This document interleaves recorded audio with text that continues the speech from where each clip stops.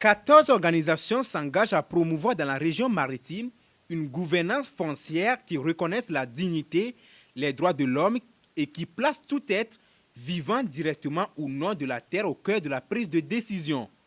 Ce 25 septembre, elle étudie avec INADES Formation les contours du document qui orientera leurs actions. Quand vous regardez la région maritime en termes de démographie, on se rend compte que la pression foncière est assez forte et donc du coup l'accès à la terre devient difficile, notamment pour les jeunes qui doivent produire, des exploitants agricoles qui doivent produire des biens alimentaires pour généralement les villes. Nous constatons aussi qu'il y a une incohérence dans les règles de gestion du foncier au niveau de la région, le phénomène d'accaparement des terres et puis la non-maîtrise du terroir.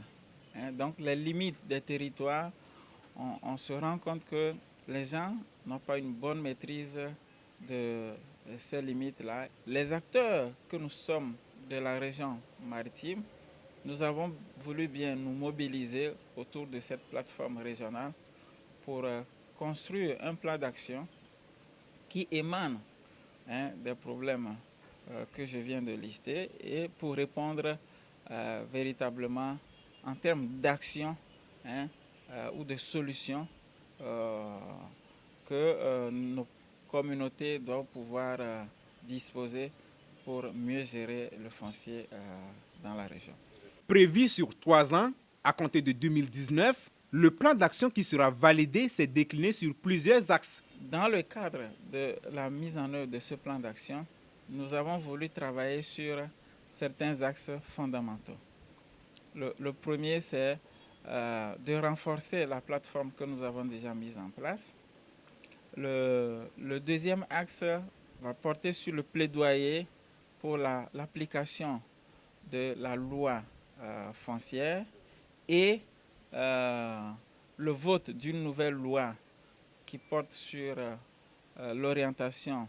On parle de la loi d'orientation agricole. Donc cette loi aussi, pour nous, elle est importante.